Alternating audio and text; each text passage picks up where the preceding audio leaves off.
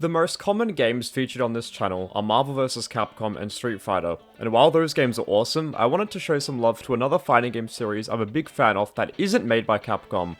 One series that's completely wild and in your face with its on-the-nose metal references, high-energy soundtrack, wicked gameplay, and anime as hell character designs. That's right, I'm talking about Arcana Heart. That's right, I'm talking about Guilty Gear. Possibly the coolest looking fighting game series of all time, Guilty Gear has been going on for decades now on multiple generations of consoles. From the PS1, PS2, Game Boy Advance, Xbox 360, PS3, PS4, and now the PS5, with the most recent entry, Guilty Gear Strive. Instead of booting up Guilty Gear Strive for the 5th time today, I had an idea. What if I return to the series' inception? What if I take a trip back in time to the very beginning of the franchise? What if I breach Section 151A of the Australian 2018 Copyright Act Amendment to play a broken fighting game in an emulator? Well, I did just that. Come with me as we return to the 90s to play some good-ass Guilty Gear. Before we dive into the game's mechanics and development, allow me to set the stage for the rest of the video. In the futuristic year of 2010, mankind discovers magic, an astonishing source of power that seemingly never runs out. While this magic was promoted as a solution to the world's energy crisis, war continues to spread across the globe. Through unethical experiments, magic and humans are fused together, creating living weapons known as gears.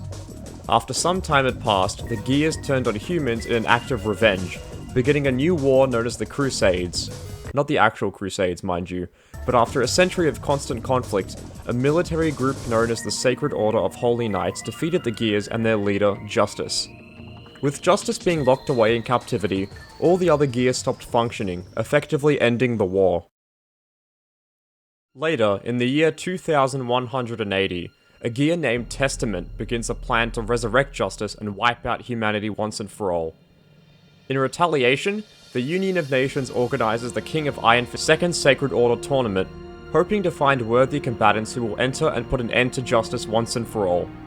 The winner of this fighting tournament shall be granted anything they desire. 10 warriors enter the tournament without knowing about Justice, as they believe it's just a regular fighting tournament. However, towards the end, they learn about the secret purpose of the tournament. A bounty hunter named Soul Bad Guy defeats Testament with the power of having a big sword and spiky anime hair. Thinking that he is victorious, Testament sacrifices himself to ensure the resurrection of Justice is complete. Soul is too late to stop this, so he fights Justice in a duel to the death. Soul emerges victorious and restores peace to the world for the time being. So how did this all come about? Well, according to Wikipedia and developer interviews from around the game's launch period, Guilty Gear was the brainchild of one Daisuke Ishiwatari. Character designer, composer, voice actor, programmer, hype man, you name it, and this guy's done it. Anyway, when Ishiwatari was in vocational school, he came up with the idea of Guilty Gear, and once employed by Arc System Works, he worked on a handful of other games like Virtual Open Tennis and Exacta.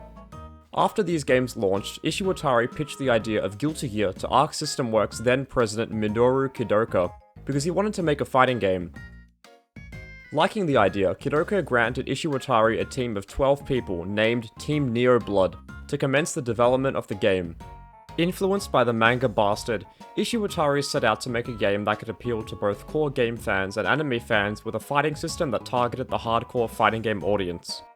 Fun fact, according to a developer interview from 1998, instant kills were going to be removed from the game as they were deemed unnecessary, but the development team didn't have enough time to remove them and make any major system updates, which is why they're still in the game.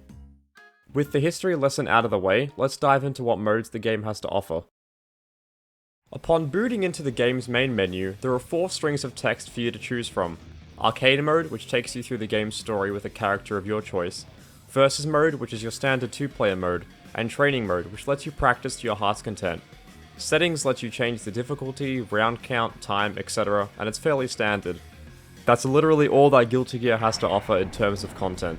There are 13 playable characters: Axel Lowe, Chip Zinoff, Dr. Baldhead, who's Faust in the later games, Cliff Anderson, Kai Kiesk, Milia Rage, Potemkin, Soul Bad Guy, and Zato 1, with Biken, Justice, and Testament being unlockable.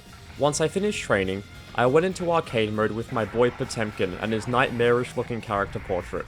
The first fight was against Axel, which should be a horrible matchup for Potemkin, and hell, even Potemkin himself reflected on this in his win quote. After a couple more easy fights against various characters, I finally made it to Cliff. This was the fight that highlighted the horrible balance of this game. Like future games in the series, excluding Strive, this game has instant kill moves. If this makes contact with the opponent, you hit with an instant kill and instantly win the entire set. Not win just the round, but the entire set. Once I was comfortable fighting Cliff, he kept hitting me with his instant kill, forcing me to start over repeatedly.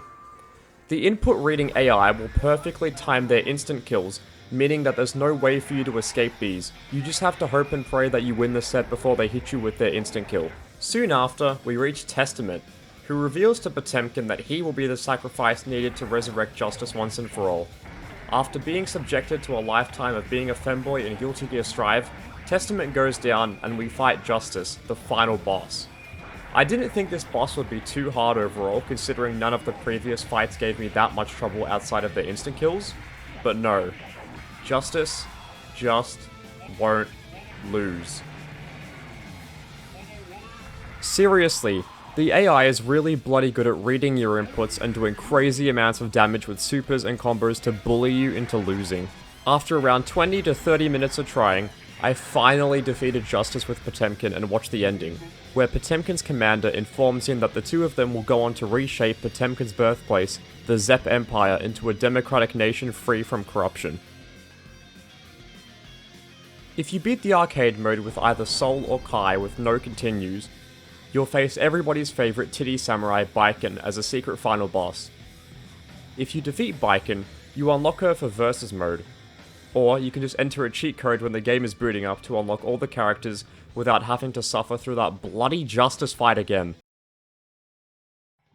After launching exclusively on the PS1 on May 14th, 1998 in Japan, and October 31st, 1998 in America, Guilty Gear received mostly positive reviews from review outlets.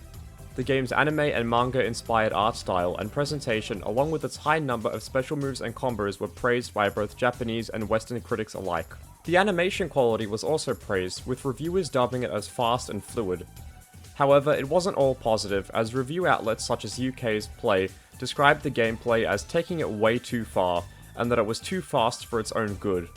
One thing that reviewers seem to agree on is that Guilty Gear was a 2D fighting game that could stand up to games released by Capcom and SNK, as it had a unique style, memorable cast of characters, and distinctive gameplay mechanics that helped differentiate it from other games on the market, like Street Fighter Alpha 2 and the King of Fighters 98.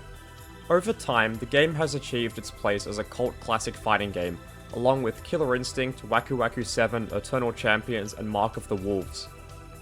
The game went on to receive 5 direct sequels and has been ported to the PS4, PC, and Switch. You can also download the game as a PS1 classic on the PS3 via the PlayStation Store, and hell, if you had a PlayStation-compatible Sony Xperia phone back in the day, you could even download the game as a mobile game to play on the go.